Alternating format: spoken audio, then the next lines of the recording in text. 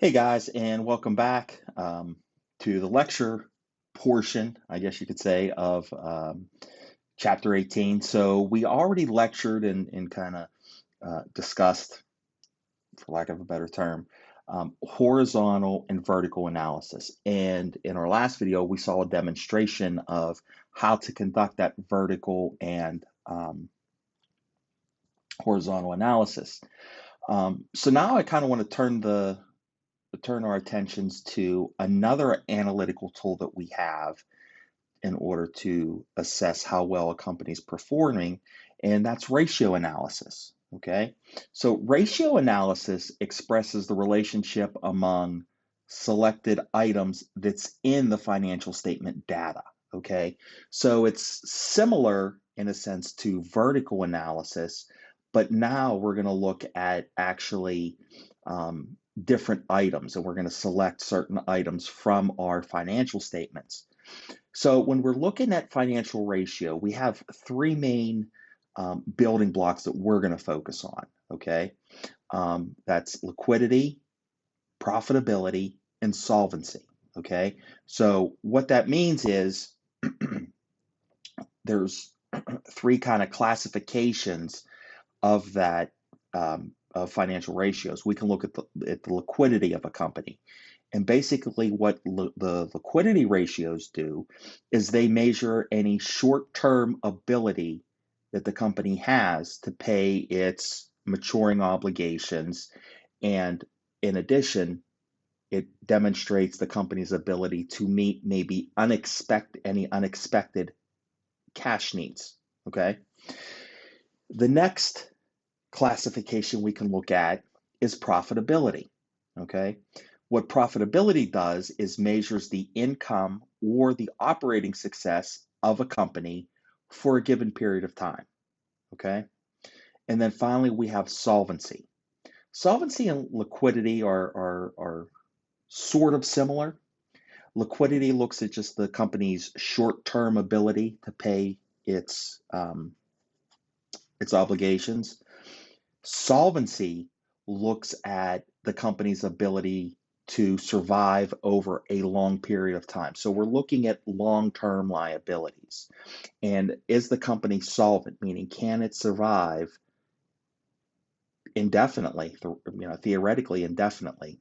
And that's one of the assumptions. If you think back to GAAP, one of the assumptions, the going concern, that we anticipate that a company is going to continue into perpetuity, right? It's just going to keep going on and on and on. So let's go ahead and break some of these down, right? Before we do that, we need to look at the ratio analysis, right? And if I say, hey, the liquidity ratio for Macy's company is, 1.2, right? Does that mean anything to you? No, you have no idea. It's a number. Great. 1.2. Cool. It means nothing. Why? It means nothing because we need something to compare it to.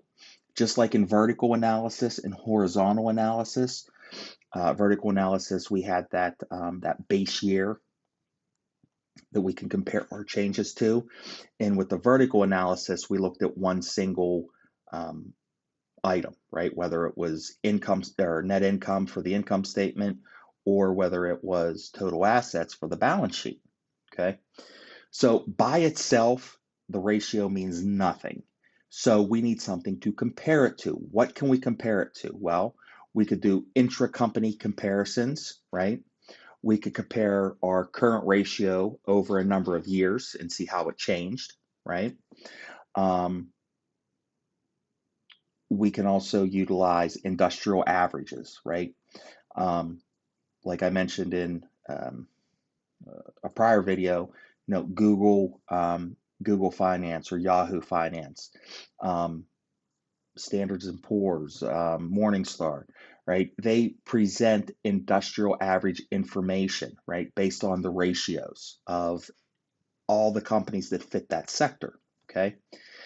Then we can look at intercompany comparisons, meaning we can look at ourselves and then we can look at our direct competitor and we can compare those numbers. Okay. So right off the bat, you got to know the three classifications of ratio analysis: liquidity, profitability, solvency. You got to know ratio analysis. What do we use as a comparison? Well, we have one of three: intracompany comparison, industrial average comparison, or we could do an intercompany comparison. Okay, so let's look at the liquidity ratio, right? Again, liquidity ratios, they say we need to measure the short-term ability of a company to pay its obligations as they come due, right? So when we're talking about liquidity ratios, we're looking at short-term creditors like bankers and suppliers. Those types of people are really interested in assessing liquidity, right? We go to the bank and we need money. Well, they want to know, what's our liquidity, okay? How do we now calculate liquidity ratios? Well, we have a number of ways to do that. We actually have 4 ratios that we need to know: the current ratio, the acid test ratio, accounts receivable turnover ratio, and our inventory turnover ratio. Okay, so all 4 of those fit within that liquidity ratio category. Okay, so how do I figure out the current ratio? Well, it's simple. And I definitely put this in your notes because you got to know these. Okay, current ratio. Take the current assets, divide them by the current liabilities. That's easy, right? So let's look at the example here. Oh,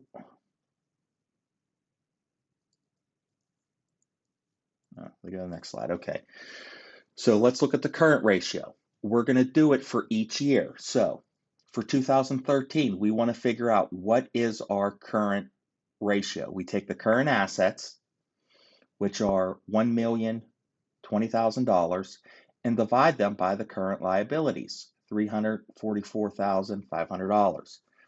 Only in 2013. See? So we took those numbers and we got 2.96 to 1.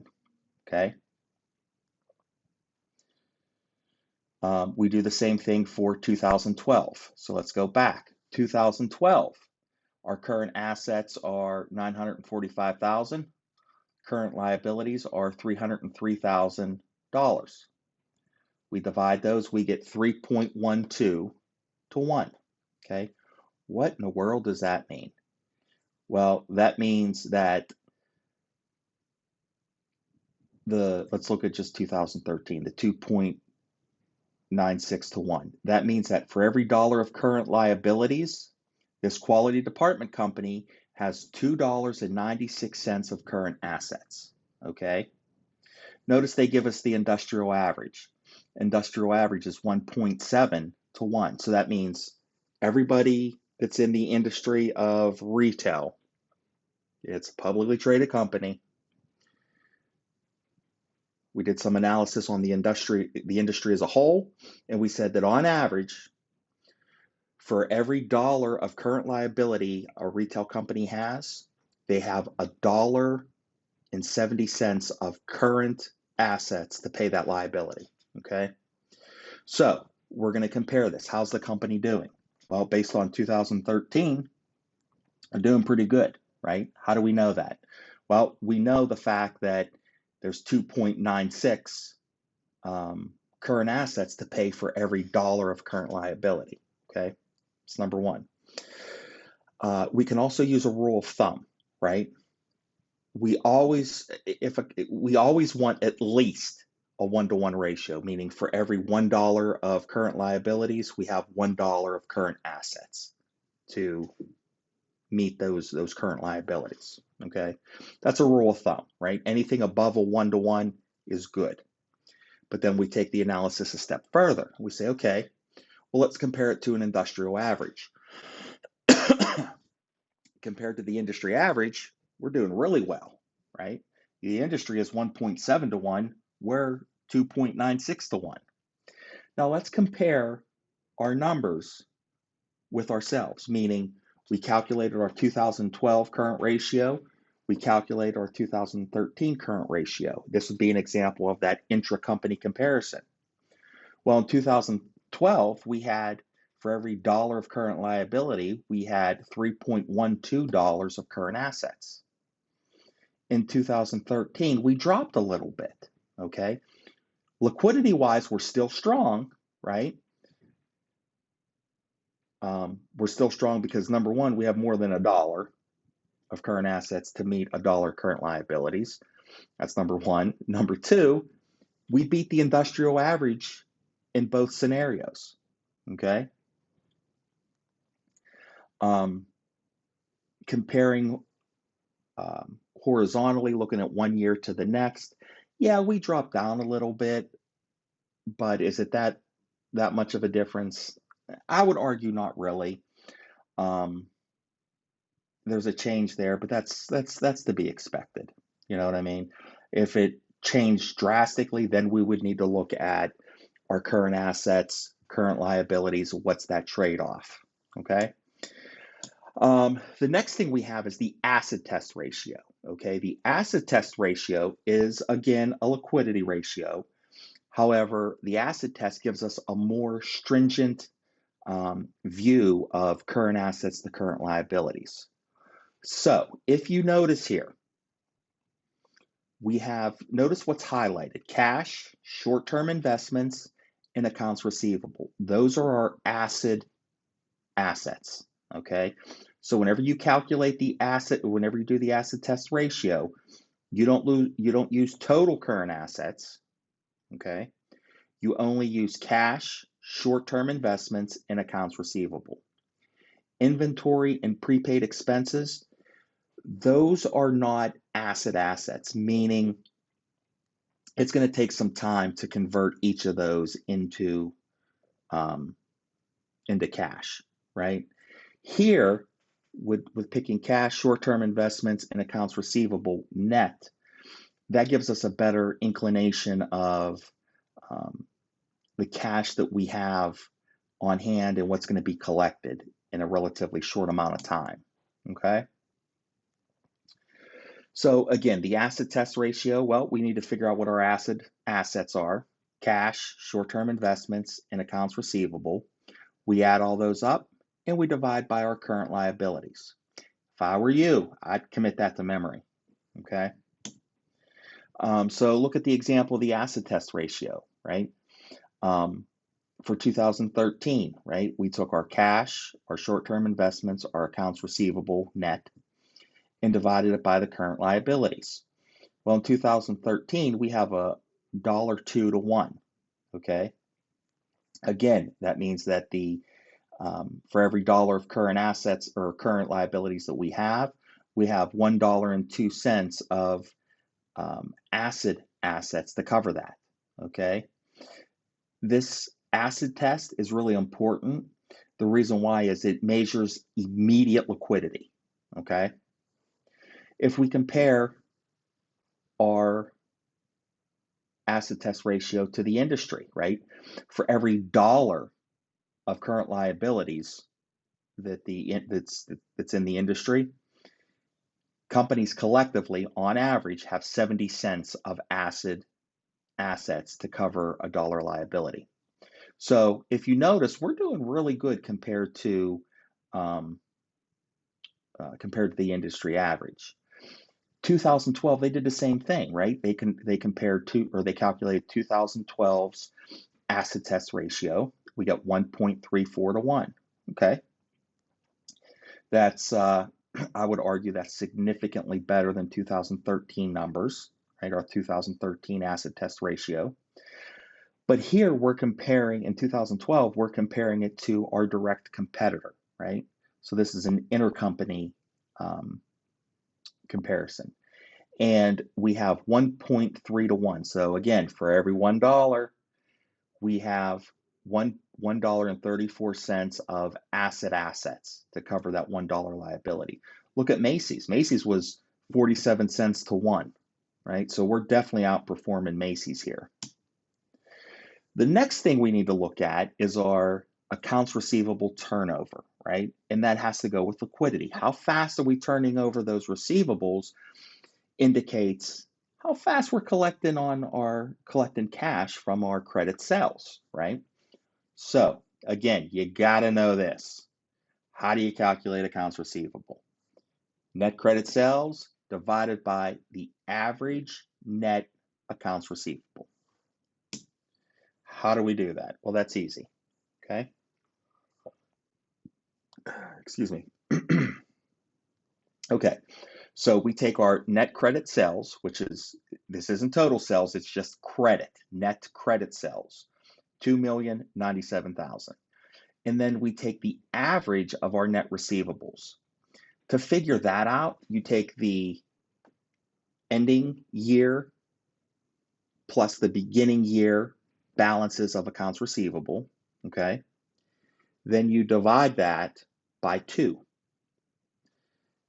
So you take the net sales divided by the average net accounts receivable. We get 10.2 times. So that means within a year, we turn over our receivables about 10.2 times. How do we compare with the industrial average? Well, on average, 46.4 times. So guess what? We're not doing too well compared to the industrial average. Remember, this accounts receivable turnover, it is important. It's important because it measures the number of times, again, on average, a company collects its receivables during a period, which in this case, our period is going to be a year, okay? We can look at 2012 numbers, and we could compare those to Macy's. So again, another example of intercompany comparison, right? We turn over our receivables in 2012 of 9.7 times. Macy's has a accounts receivable turnover of 69.1 times. So we're not doing too good compared to Macy's, right? But if we compare from year to year, well, we see that we did increase the number of times we turn over our receivables in 2013 than from 2012.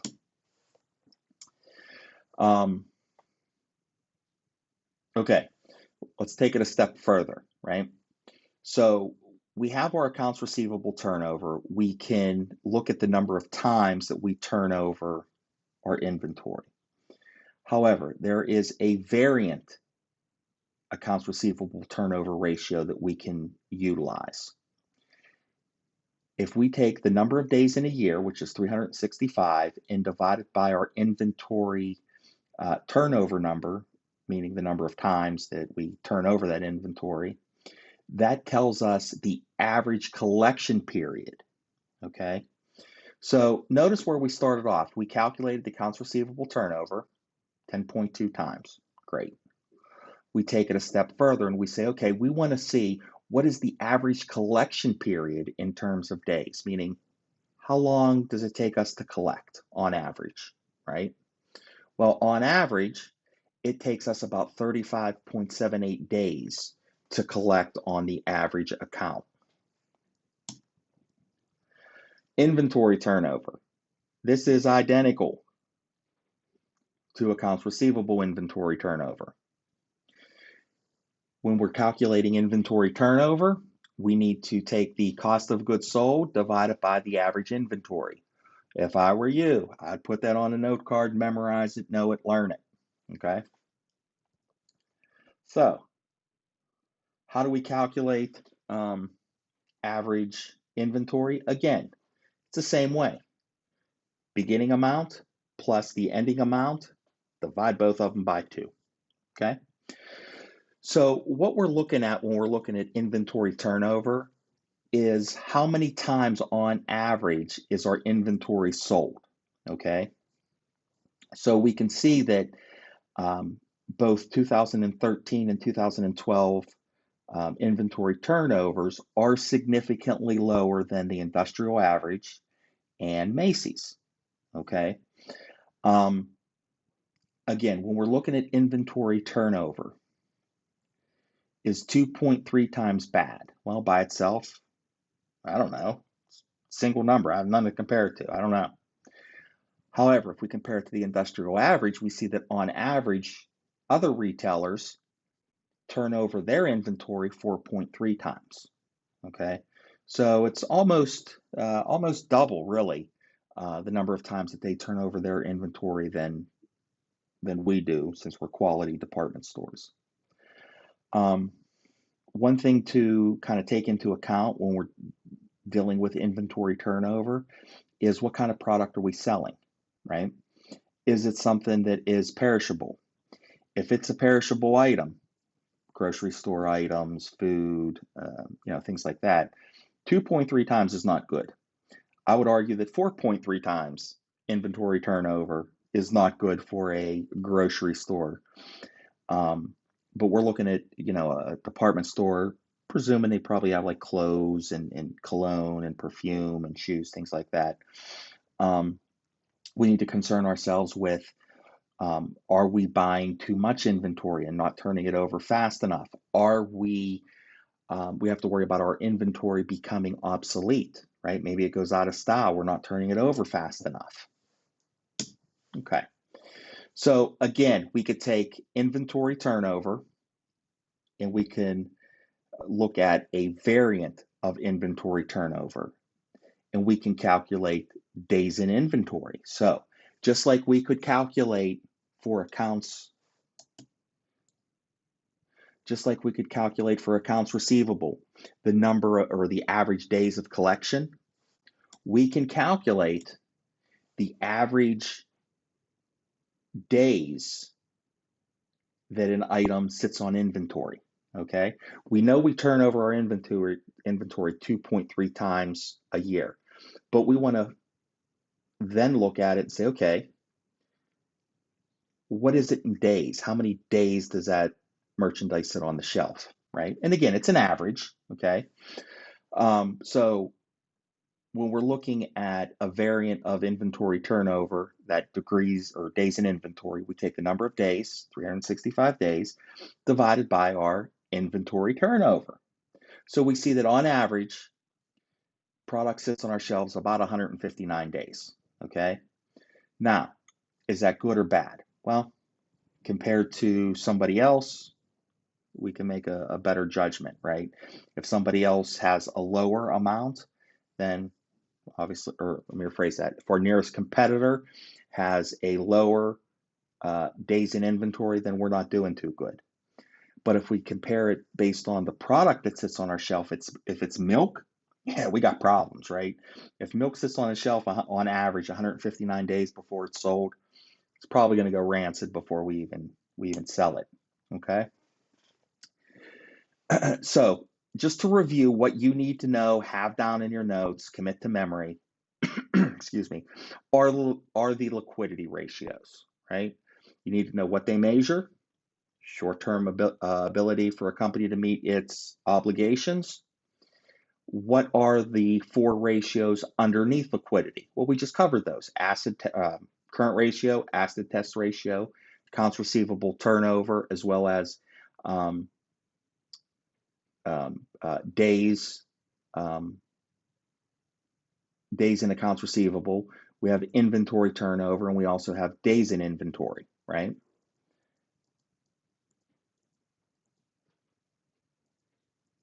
Okay, so now we need to look at profitability, right? So you need to know, what does profitability ratios measure? You need to know the ratios that are included in each of those categories, or in the profitability category, okay? So profitability ratios, well, they measure the income or operating success of a company. Okay, cool. We need to recognize that the income affects the company's ability to take on debt, take on equity financing. Profitability also affects, income also affects the liquidity position, as well as the ability to grow. Okay, so profitability ratios are pretty important, right? Why? Because we're looking at income. And income, as we just saw, or as we just seen, affects a lot of things, right? Now, what ratios do we include as profitability ratios? Profit margin, asset turnover, return on assets, return on common stockholders' equity, earnings per share, price earnings ratio, and the payout ratio. So we got a mouthful here. So how do we figure out the profit margin, right? Profit margin is the first profitability ratio. All we do is take net income divided by net sales. Now, notice these profitability, this profit margin, notice what financial statement we need to go to get the information, right? That's key. Well, if we're taking net income divided by net sales, that has to be the income statement, okay? So notice here we calculated our profit margin, right? For 2013, we took our net income divided by net sales, we got 12.6%. Okay, cool, right? For, bear with me. Oh, okay, sorry. We're comparing that 12.6% to the industry average of 8%. So we're doing a lot better than we're beating the industrial average, right? Why is the profit margin so important? Again, it measures the percentage of each dollar of sales that's going to become net income, okay? So what we could say is for every dollar of net sales, 12.6 cents, or we'll round and say 13 cents, becomes net income, okay? Asset turnover. We want to see how productive are our assets. So what we do is we take net sales and we divide by our average total assets.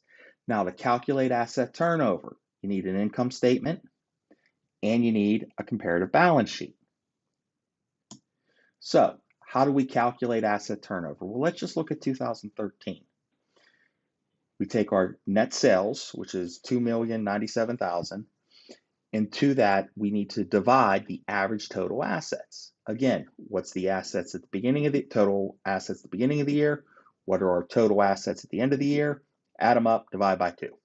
Okay. So we could see that in 2013, our asset turnover was 1.2 times. Industry average is 1.4. So how well are we doing? Well, compared to the industry, we're a little bit below the average, right? Why is asset turnover so important? Well, it measures how efficiently a company is at using its assets, right? Why is that important? Well, think about it.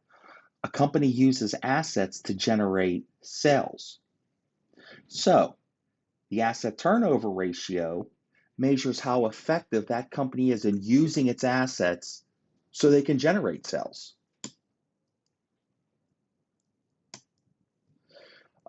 The next one we're going to look at is return on assets. Wait a minute.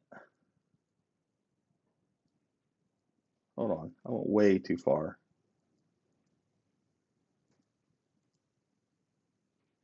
Okay, we did profit margin. We did asset turnover.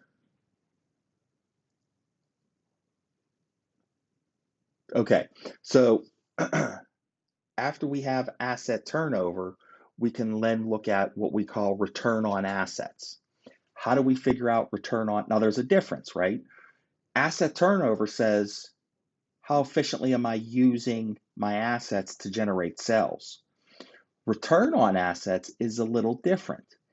Notice how we calculate return on assets. Net income divided by the average total asset, okay? So look what we have here, right? We're taking our net income, we're dividing it by our average total assets.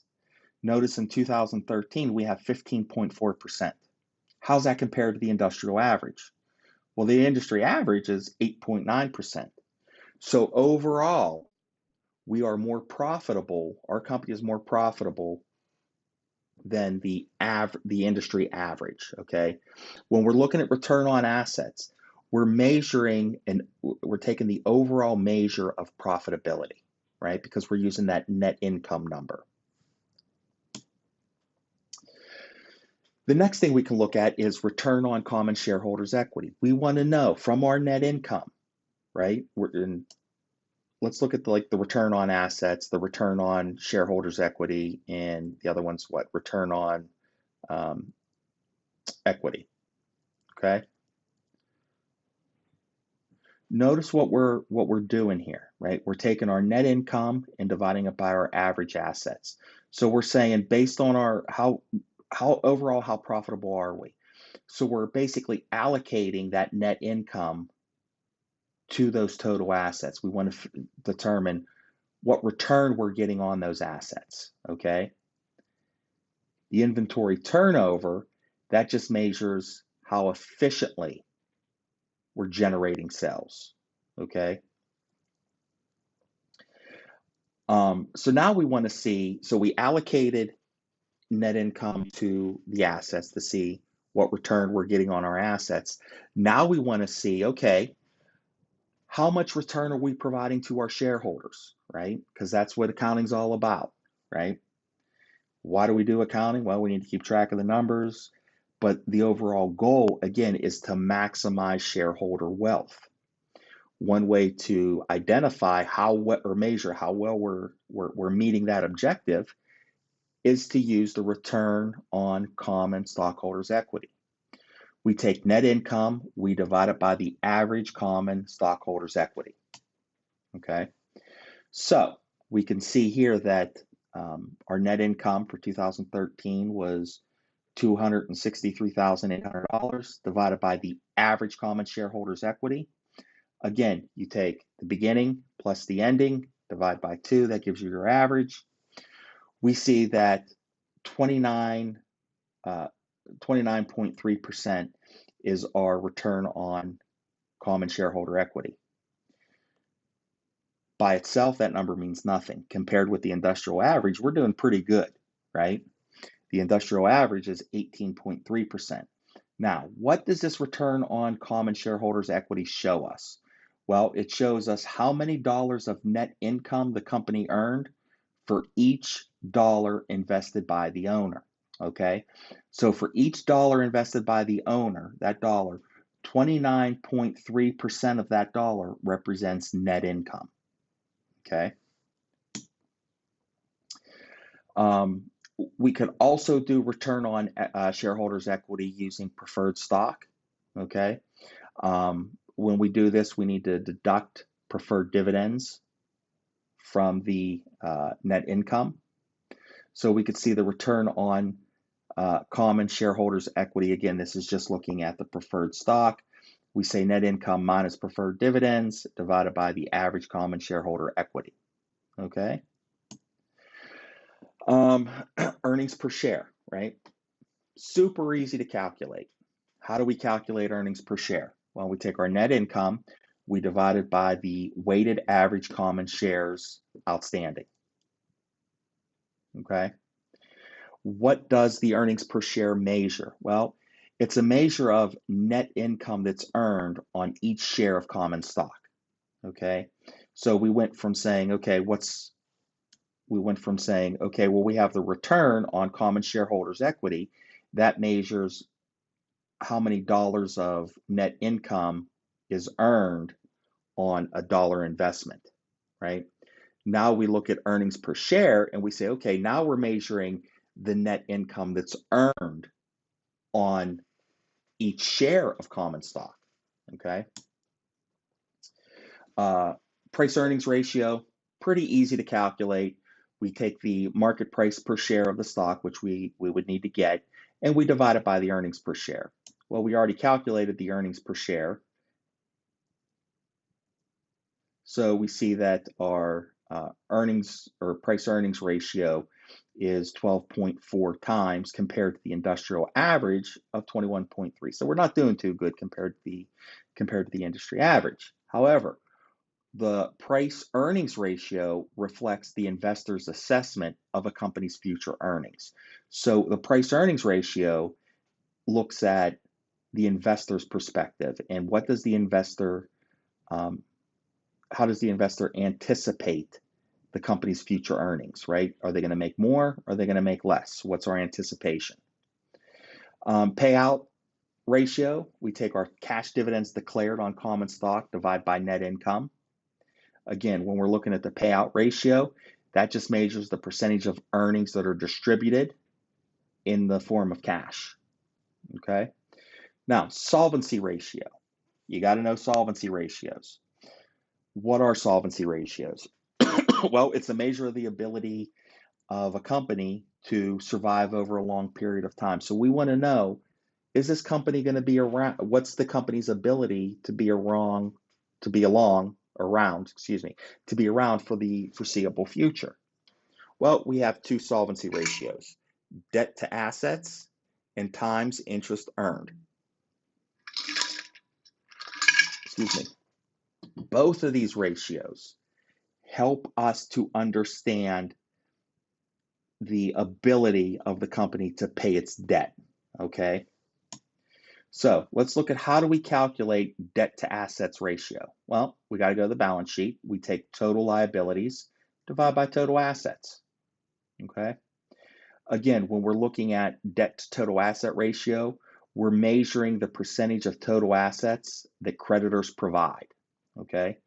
So we're seeing here that if we're looking at the debt asset ratio, total liabilities divided by total assets, for 2013, we have 45.3%. Compared to the industry average, it's 34.2. So we're higher. Is that good or bad? Well, let's think about what we're measuring. We're measuring the percent of total assets that creditors provide. So we could see that based on our numbers compared to the industry average, our creditors provide more of our assets than the average, than others within the industry, right? Times interest earned, super easy to figure out. We take the income before income taxes and interest, also called EBIT, earnings before interest and taxes. We divide by the interest expense. So how in the world do I figure out what my EBIT is? Well, it's easy. We take the net income, we add interest expense, and we add income tax. That's the earning. That answer is the earnings before we pay interest expense and before we pay income tax expense. We divide that by the interest expense, okay? So again, what we're looking at here, when we look at the times interest earned, this tells us, or gives us an indication rather, of the company's ability to meet interest payments as they come due, okay? So we look at the our numbers, we get 13 times compared to the industry average of 16.1 times. Okay, well, okay, what's that say? Well, that says that the company is 13 times able to meet the interest payments as they come due compared to the industry average, which is 16.1. So here we're a little low. Okay, summary of ratios. It's illustration 18.27. The summary of ratios. If I were you, I would study this till there's no tomorrow. You need to know the ratio, you need to know the categories. Liquidity, profitability, solvency. Each ratio, the ratios that are within each category. You need to know the formulas, and you need to know the purpose of the use, meaning what do they measure, okay? I'm not going to read through these. You just know it's boring, but that's the only way to get those really stuck in your head. When we come back, what we're going to do is we're going to go through a demo video that prepares ratio analysis. Okay, so tune back in for that one.